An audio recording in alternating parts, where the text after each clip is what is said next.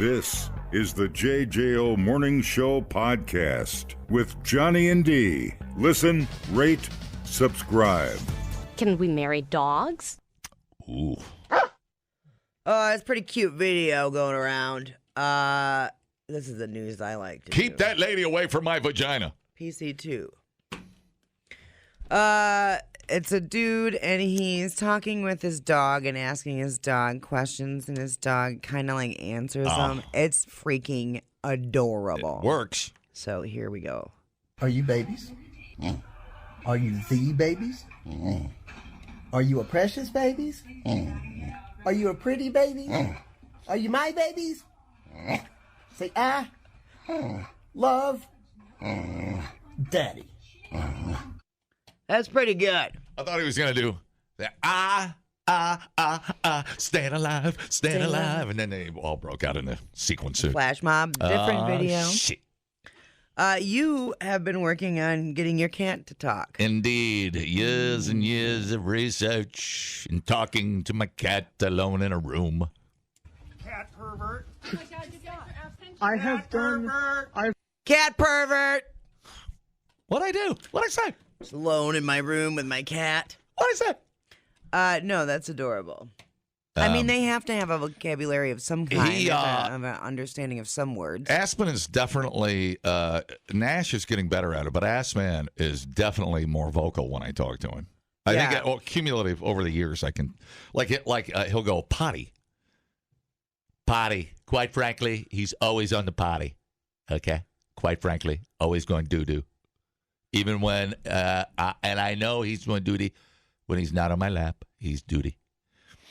And he'll come like Jinxie Cat. Does he use the toilet? No, I don't want to do that. But he definitely announces himself after he goes duty. Yeah. And so I talked to him, and he definitely is more vocal. Like he'll look at the sliding door. He wants to go outside. I let him out. Yeah. Is he calling you right now? My cat's calling. Hang on. What up, dog? Oh, hello. This is funny. Yeah, I think this is funny. This is what I say to my cat when I answer the phone. What up, dog? He's always a dog when I answer the phone. What up, dog? He's like, what up, G? Like, what's up? You going to take a nap? Wait for me to get home? It's like, you need to get home and feed me. Yeah, I think it's a calming effect. I mean, he hasn't... Pooping? Screaming and pooping? He's not speaking, human words yet, but I feel like he's on the cusp. Yeah. He's just, there's like something he wants to say, so I just wait for it. It's like trying to film a picture of Bigfoot. I'm trying to get it on. Yeah, you'll get there. Trying to record it. Mm-hmm. So the world will know I'm not insane. Look at my smart cat. Yeah. You talk to your animals, right? Oh, yeah, a lot. Yeah. A lot. I think they enjoy it. But, yeah, and I mean, there's a certain level of vocabulary that is there, and I don't know. I'm sure they can... They recognize their names. Sure. Sure. They know outside, the other stupid things I'm not going to repeat on the radio because they sound like a big wimp. Yeah, it's okay. Yeah, I think they understand more than we give them credit for. And then also, I think it depends on how much you do talk to them. Well, sure. I mean, they hear certain words. Yeah. So I don't know. I can't imagine not talking to my animals. Yeah. That would be weird. Like just have an animal and you never look at it and say something. Right. Yeah. Why have an animal? Right. They're amusing. They're my muse. Someday he'll talk. And they'll probably say, "Man," he's like, I wonder what if he doesn't say anything nice? It'll crush me. I know. Well, that's like I was going to ask if you would ever get an animal communicator. We were thinking about like a psychic. Yeah. Oh. Because I mean, he stares at me when he's like sitting on my chest. Yeah. He literally, his face has to be 1 inch away from my face, and he just stares at me right in the eyes.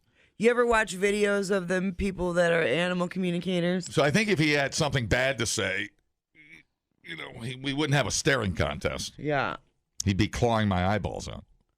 Well, I'm sure there's a few things you do that irritate him. He'd let you know about. Oh, yeah, grab his hind legs. And I screw with him, but, Yeah, he would tell the communicator that. Yeah. Then he'd be like, I would like more wet food, please. Oh, totally. Yeah. Totally. Sometimes I think, see, this is when I wish I didn't have a moral compass. Mm. Because I could totally BS my way through animal communication session with people. And then like horse people will pay money for that, like stupid money for that stuff. So you could totally BS your way as an animal communicator. Sure. Like you're the psychic. Right. Yeah, you're the cat psychic. It's like you're Jesus. Sure. You're bridging the gap. You can say anything and they're going to believe it because 100%. they're paying for it. They pay to hear something. Yes, exactly. So, yeah. What would you say if I brought Aspen over and be like, I know he loves me, but I just need to know for sure that I'm his all-time favorite cat owner. Yeah. So what would you look like? Rub his little head and then you're like, I'm getting a message. Hang on, I'm getting a message. He's got to poop.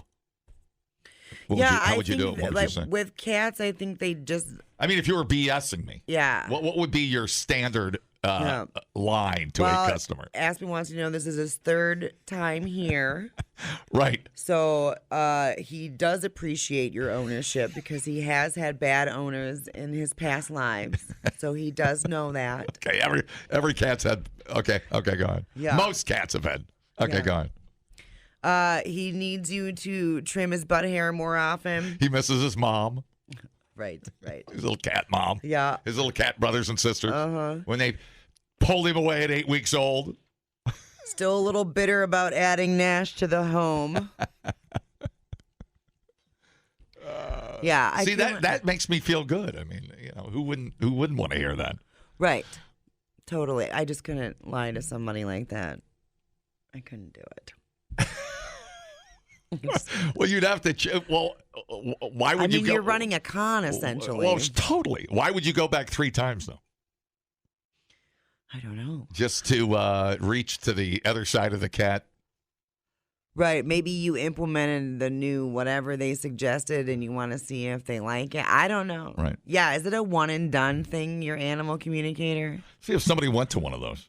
Did you go to a cat psychic? Hello? Hello.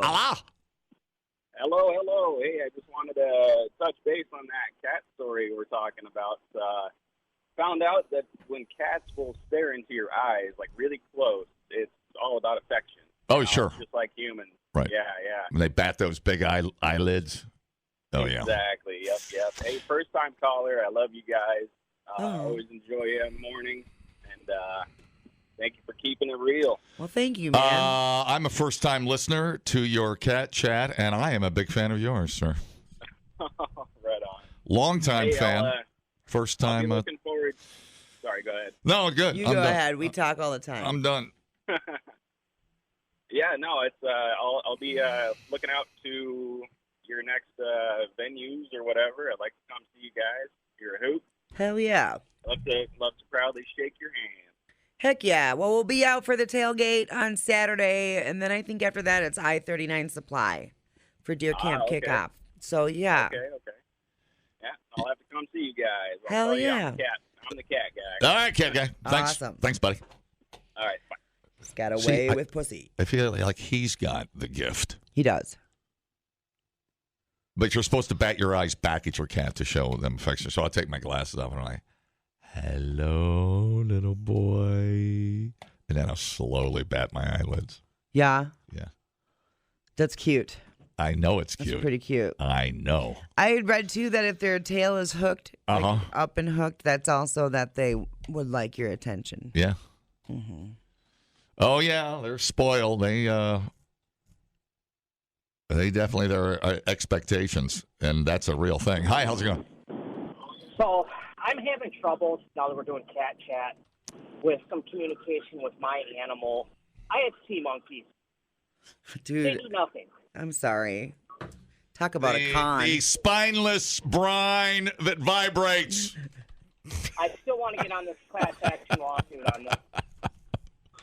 Oh, thank you. Freeze-dried noodles is all sea monkeys are. The biggest con ever, dude. It's the worst ever. Next to healthcare insurance, it is the biggest con. Without a doubt. They are spinning around because they're releasing an enzyme that they were boiled in. Imagine being a pet psychic that specializes in sea monkeys. Right.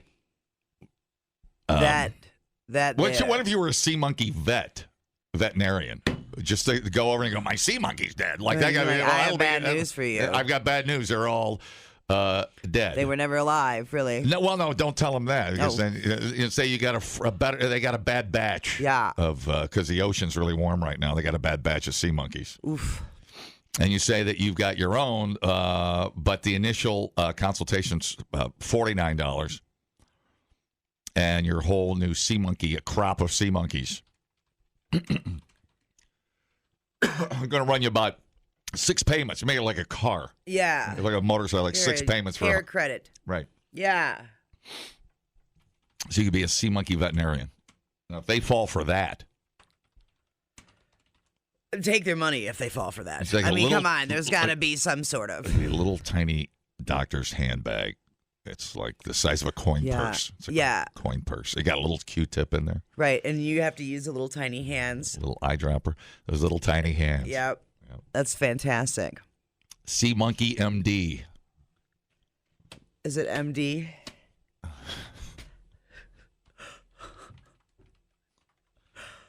Hello. Here you've got a bad case of sea monkey COVID. We could make money. Stupid moral compass. All right, then. Just take the sea monkey. Say you got to take him to the little sea monkey hospital and just say, Who am I talking to? I don't know. That guy that called. Oh. I don't know who you're talking to. Hello? Hello? Hey, there's a pet psychic in Mount Horeb, and I brought my rescue dog to her, and I think she was legit. She's not too expensive, and she was able to share like some of his past trauma and specific foods that I like share with him. Really? So Now, it's great. is the dog physically fine? Is it like missing a leg or something? Is it everything? No, he's really anxious, and he's like clearly traumatized by certain like colors and noises. Like when They I were was thinking colorblind. holiday cookies last year. Yeah. Hey, they're not. dogs aren't colorblind? I don't know. And You then can tell and then the dog. How did she like? Did she touch the dog? Was it in her lap? Oh, what happened? So actually, it was kind of during COVID. So the first one that we did was over Zoom, but then we did meet with her because she does Reiki too. She specializes in horses. Fiat should check her out. Yeah. So she talks to animals. Yeah, and I mean, like I said, she was able to tell like specific foods that I share with him, and I think that was, it wasn't like, oh, do you give him strawberries, or oh, do you give him blueberries? It was like specific. He likes this. Yeah. Yeah. Like, what did It was real. what food did she nail that was exact spot on? Cheese. We share string cheese all the time, and he said, I like cheese. String cheese. It's almost a gimme, Yeah. isn't it? I mean, I don't think everybody shares cheese with their dog. It was specific. now if she wouldn't have said cheese, would you have paid her? If she wouldn't have said cheese, would you still be happy with the consultation? Yeah, there were other things that she was able to nail, and she gave me some suggestions on how to help ease the anxiety. And then, like I said, afterwards, we went to her, and he had a Reiki session, and he did seem calm. I could see like change in him when she was like doing her magic. You could see him like, Yeah. take that level of calm, just like, yeah. Okay, Like, how more much? How much? Yeah, how much was it? It was like $60. Jesus Christ. See, dude, we could be so rich, man. Jesus Christ. It wasn't fake. It was real. Listen to and I me. trusted I already have a whole plan. Because they're going to book their appointments. We can stalk their Listen. Facebook profiles and get all kinds of information about their pets before they actually come there. I don't think I have my dog on my Facebook. I don't think You say, Oh, wait a I'm minute, saying wait a that's minute. what I'm gonna We're gonna do. Spy, I'm gonna we're run going to this- spy on our and customers that way before they when- come in? Yes, and that way we have certain information that we can bring up in a session, and they'll be like, hot damn. Right. They must be legit. Yeah. He is only at ease. And I'm not saying your girlfriend, sister out there does that. No. He's only at ease when you wear your yellow Nikes on walks around the neighborhood. You'd be like, my God, I have yellow Nikes. Yeah. I know, right? Yeah. We are so immoral. Did you leave recently? He's telling me that you've been gone on some sort of trip. You follow her to the vet. Yeah. And I'm getting a doctor's name, Dr. Feelgood. Oh, my God. I love the crew. Yeah. That's, I feel, I don't want to upset you, but if she does Reiki, I get it. I mean, she's probably in tune with a lot of energy. Okay. All right. $60. How long was this session? An hour. Holy crap. That's a long time to spend with someone. Well, I brought 2 dogs, so Oh, okay. that was it. Okay. But yeah, and I mean, she was able to tell me about like their interactions between each other without. Yeah. What is her title? I don't know. I mean, she does humans too, but she does dogs. Her name's Joan. Was there a crystal ball that the dog looked into, or was it, or her, or did she close her eyes? Did she, do weird chanting or anything? She did, like, she took notes. She took, I don't know. I don't know. I believe in all that stuff. When they say something that connects with you, I think it's real. Yeah. Okay. Sure. All right. Well, that's all that matters. I'm just saying I'm not a psychic, so I'm going to have to really con people. Well, good luck. Probably Thanks. easier than I Probably, yeah. I just got to get over that first initial. Look, if I'm going to go spy on your customers, you're paying for my gas and my personal time. Oh my God. You're going to be driving around following some lady and her dog. All right, thanks. All right, have a good day. Bye. The lady with the dog's like, I think that car's been following me all day. Dude. Okay. Hey, man, whatever. Yeah, no, I get it. But that's how much we love our animals. I mean, that's just, we spend billions. Chalk it up. Oh, yeah. Billions of dollars on how to train, how to talk, how to deal, it's incredible. Oh, yeah. So much money on our pets. Wow, that was enlightening. Yeah. I feel like I want to hug her and tell her to save her money. Replay today the JJO Morning Show podcast.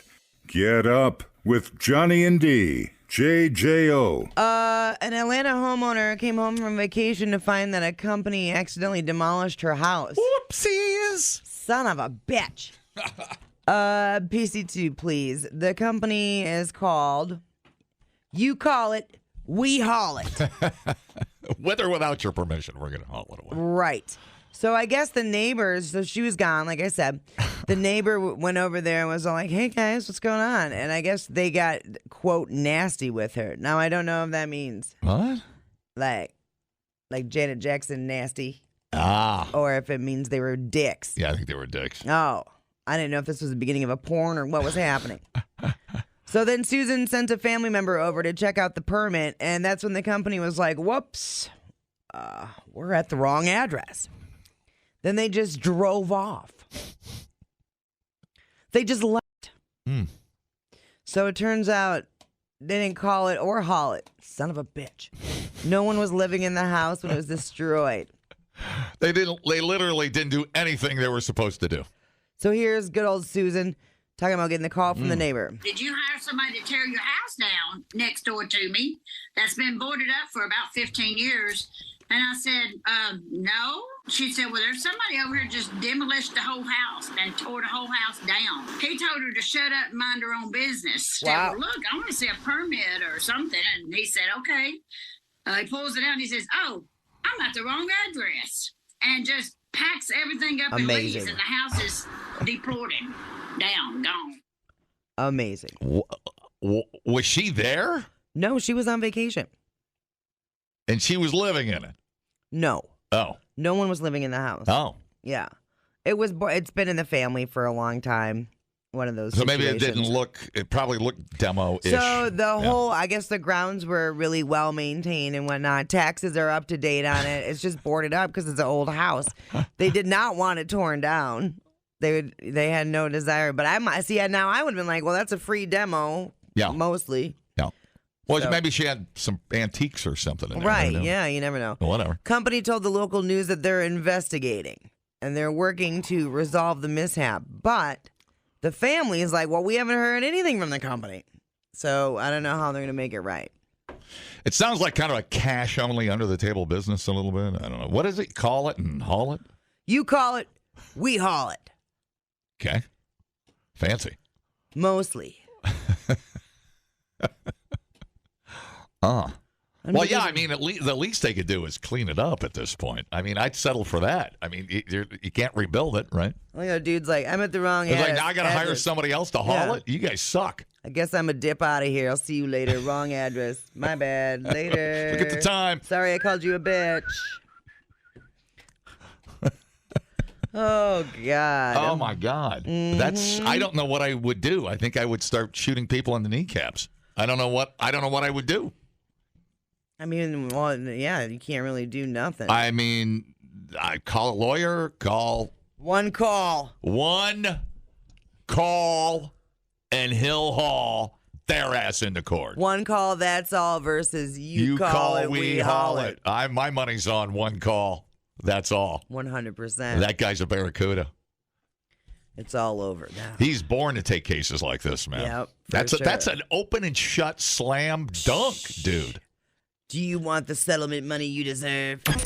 You can learn a lot listening to podcasts. And only 3 countries in the world don't use the metric system? Or you can listen to this one. I can't remember where I went Friday. Oh, my God. Oh, my God, what did I do on Friday? I got to check my calendar. If anybody saw me Friday, call. The JJO Morning Show Podcast. I literally have no idea where I was Friday.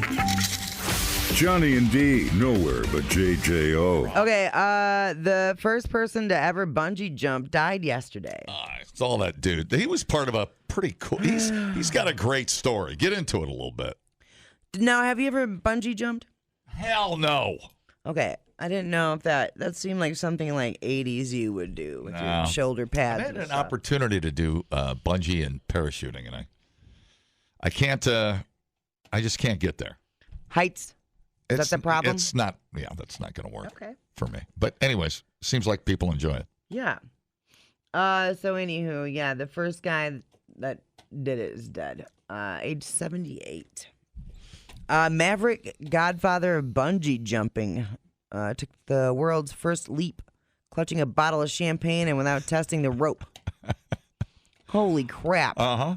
Born in 1945 as the eldest of 7, David Kirk birthed the worldwide phenomenon some 34 years later on April Fool's Day when, dressed in a top hat and fresh from all-night partying, him and his friends decided to bungee jump from Bristol Clifton Suspension Bridge. He's been described as an anarchic buccaneer. There you go. Well, he was part of a group. Did you have that full story? Yeah. Okay. They were arrested. What was the name of their group? They had a really cool. The Dangerous Sports Club. The Dangerous Sports Club. So they were way ahead of its time. 1970s. It's like Jackass. Yeah, exactly. That's what I was going to say. And they were out doing crazy stunts, jumping off of anything, and yeah, crazy. And they always had like tuxedos on. Yeah, a group largely based in Oxford and London gained notable attention in the ensuing decade for their daredevil activities, often donning top hats and coattails and swigging champagne. The idea for their bungee jump had been inspired by a rite of passage on the island of Vanuatu known as land diving, which saw a young man leap from high towers and use vines to break their fall before landing on the ground. While a demonstration of land diving for the Lake Queen during her visit to the Pacific Islands in 1974 went fatally wrong, that same year, Kirk and his friends decided to attempt a similar feat, instead using elastic ropes used to help jet fighters land on aircraft carriers. Yeah. We hadn't tested it or anything like that, he said. Yeah, you think he'd tie a... We were called the Dangerous Sports Club, and testing it first wouldn't have been particularly dangerous. It's amazing. That's amazing. I like the cut of his jib. Yeah, he's all like, dude, no false advertising here. Right. And really, it took, I think, quite a while for that to catch on, didn't it? Or was it immediate? I don't think it was immediate. I feel like the 80s and 90s is when it. Right. Yeah. That's what I felt like. I don't remember it in the 70s, but it was more of like I don't know, just a select amount of people had the technology or the balls or, the know-how. Why should I jump off this perfectly good bridge? Yeah. So soon afterwards, Dangerous Sports Club carried out bungee jumps from the Golden Gate Bridge and performed a televised jump from the Royal George Suspension Bridge in Colorado. There they are on their top hats. It's pretty cool.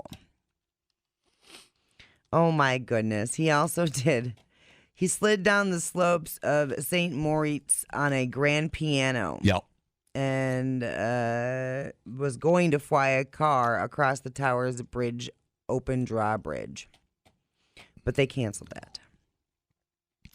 If you get a chance, a cool story was that petite guy that did the high wire walk between the Twin Towers while they were still up in New York. There was a movie with Levitt. Gordon Levitt. Yeah, I like played him. The Felipe Petite. It was how I walk. It's a Felipe. Pretty wild story how they had to sneak up into the towers and pull that off. Watch the movie. I highly recommend it. Yeah. I thought the movie was excellent. So members of the group catapulted themselves off cliffs, jumped off Cheddar Gorge, and hang glided into 5,000 feet of cloud over Mount Kilimanjaro. It was all just a giggle. That's what he said. Yeah, the hang gliding, that was a little unproven, probably at the time, homemade. So the club's membership peaked in the 1980s. So did you, Danger, but that's okay. Shh, don't tell anybody. Yep. The word gets out, I'm ruined. Kirk and his friends continued to push boundaries. In 1986, he was sponsored by Foster's to fly across the channel tied to a kangaroo-shaped cluster of helium balloons, leading him to be prosecuted for flying without a pilot's license, but I'm sure they would have. Outstanding. Yeah. Whew. Yeah. Yeah, no, I just, oof. That whole, even hot air balloons, it's so weird. My brain is just can't make it work out. I just do not find joy in it like other people do. I would rather stay here on the ground, find other things to do. If I want a real thrill, I'll climb up on my roof and clean my gutters. That's about all I'm willing to risk. I know. Why does it feel like I'm 8,000 feet in the air? I have a ranch house. I'm not going that far down, but it's so weird. I don't think weirdly I'll stay at a hotel in Chicago or something. An 80-story hotel, whatever. I can't even go out on the deck. It's weird. Oh, my brain just gets a little haywire. It doesn't likey. I don't process heights well either. I don't think I could live in a tower. And the rails on that, they don't seem to be that high. I'm sure they're fine. But I have this feeling I'm going to get up in the middle of the night and sleepwalk right off the ledge. There you go, yeah. I don't know. Like Jenny in Forrest Gump. You're going to be up there in your platform shoes and your bell bottoms. Yeah. It's very weird. I'm just wired straight. We have the same. Well, a lot of people have that with heights. And then it's like the urge to get closer to the ground, the more high up you are. I think I drink too much to tempt that kind of activity. Yeah. You need to think about that. Safety, dude. Get drunk and stumble off your balcony. Splat. Land on somebody. Yeah, no, there's one way to not let that happen. Just don't do it, man. But whatever. I appreciate the people that do. Yeah, dude. It's pretty badass stuff. Especially those. You ever see those Mexican high diving competitions where they're diving off that cliff diving stuff? Yeah. On there's championships. There's like a world championship for it. Yeah. And they have them all over the world at different locations. They're beautiful to watch. I feel like I've seen one that was like a Red Bull thing. Yeah, that's Red Bull, and they dive off of these crazy locations. It's insane. It's even just them getting to the dive point is fascinating. I got sucked into that one day. It was pretty cool. Watch them all the time. It's a tour. It's a world tour. I'll watch it, but no, I would never want to jump from that high. Hell to the no. I just a lot of guts. Oof. Lots and lots of technique and guts. And I think you have to kind of be passionate about it, don't you? Yeah. Very good at their job. Dumbing down your smartphone. One podcast at a time. Listen, rate, and subscribe to the JJO Morning Show podcast. Get up with Johnny and D. JJO. Now, I love people's freaking Halloween decorations. I saw some, and it was at Cambridge. Yeah. I took a little side street through Cambridge. Man, I don't know. Some people put a lot of time into that. It's pretty neat. And I like the funny ones. There was somebody in Sun Prairie that did like a Taylor Swift era's Halloween decorations. They were all skeletons and yada, yada, yada. Well, this fella here got a little too sexy. He's too sexy for this holiday. So some residents of a neighborhood in Utah, of course. Oh, sure, Utah. You can't wear a tank top in Utah. Is that a spaghetti strap? Harlot. Anyway. So some people in this hood are upset about a Halloween decoration that shows like a skeleton pole dancing. Stripper. On a street sign. Still stripper pole action? Yeah. And then there's two other skeletons that are sitting on chairs nearby, and they have fake money. Can you believe? Oh, my God. The immoral dickbag next door. Great band name, by the way. Immoral dickbag. That's a great band name. Christopher Fugison, sure, is the guy who made the display. And the neighbors complained because that's what people effing do. And the city told him he needed to take it down. What's the ordinance? It's a skeleton. Take it down. It's a skeleton. It's a code violation. You can't have anything hanging on a street sign. Oh. Okay. You got to use your flagpole at home, dude. I mean, come on. Right.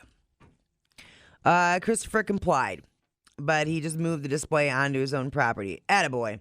He also made it bigger and added lights, music, and more skeletons. Excellent. Because this guy is wonderful. I love it. Let's get Chris out of Utah. We need a GoFundMe. Chris needs to leave Utah. Neighbors who like the display have dropped off their own decorations to add to it. Others still don't like it. One neighbor said, I guess teaching our children respect, decency, and manners has gone by the side. So the mere thought of a stripper or a strip show. Yeah. It's got everybody wired and nuts. Is it the pole? Do we need to change the shape of the pole? It'd be so easy to explain that. It's like there's the human, to your child. It's like there's what the human body looks like when the skin's and the blood's gone. I guarantee you not one single kid made any remark about what was going on with that display. He thought all it was they saw was a bunch of skeletons. He thought it was the coolest thing in the world. But I'll tell you where it would get really fun is when you stop the car, get out, walk over to the stripper skeleton pole, and show your young 5-year-old son where to stick the dollar bill. How to fold your dollar bill. That's where it counts. Son, if you fold it this way, they pick it up with their butt cheeks. Tell me more. We're going to stick it right in your pumpkin patch, kid. Get up there. I'm going to boost you up. You're going to stick it right in your pumpkin patch. That's right. No touchy. How great is that? I think it's pretty cool. Now, y'all might recall Halloween, definitely an infamous holiday for whores, right? Whores love Halloween. So the decency thing, come on now. Is this your first Halloween? What the hell? She's like, that stripper's actually a little more naked than I like. Right down to the bones. I'd like to see a little. Like, I need some boobs on there at least. I know you like him thin, but God, dude. That's terrible. I told her to lose weight. Now she's literally a skeleton. It's unbelievable. How is that? It's so funny. That's so funny. You don't even have to say it's a A stripper pole. It's just a skeleton. What if it was on a tree? Okay, it'd be okay. Well, that's a pole, kinda. I think it's the combination with the pole, the money. 4 chairs around. Yeah, I think it's a combination. Wait, were there 4 skeleton dudes sitting in the chairs? Yeah, there's 5 of them. He added more. That's he's fantastic. one of us. That's so cool. Hilarious. Man, oh man. I can't imagine. You can't let people just have their fun for a few weeks. But a kid would, Utah. Well, and a kid, it's just like, oh, look at those skeletons. They're having a party, jumping up and down. And the pole really, you could tell your kid, the pole really just is what's holding the skeleton up to make it look like he's flying. Yeah, I know. I mean, it's just overthink all of this stuff. Skeletons. Well, that's why I'm all like, man, if that's what you're having a problem with explaining to your kid, God. How do you deal with real questions from your child? Right. What's a boner? Right. Are we just ignoring everything? If you can't explain to your kid, I don't care what the ages are. Right. If you can't make up some sort of thing for what's happening with the skeletons that you're comfortable with to appease your child, there's no way your kid is coming to you and talking to you about real crap going on in their life. There's no way. F you, Utah. Get off his yard. Yeah. Get off his lawn. Oh, my God. Hey, it's time for an announcement. So, I'm moving to Canada. You're coming with. I mean, I'm fine. I don't know if they'll take us because you have to have some sort of value to add to their society. Well, we'll join the Navy. They have a Navy or something, don't they? I don't think they want us. I don't know. Hi, how's it going? Hey, do the skeletons watching got boners? Thank you. In that case, that worked.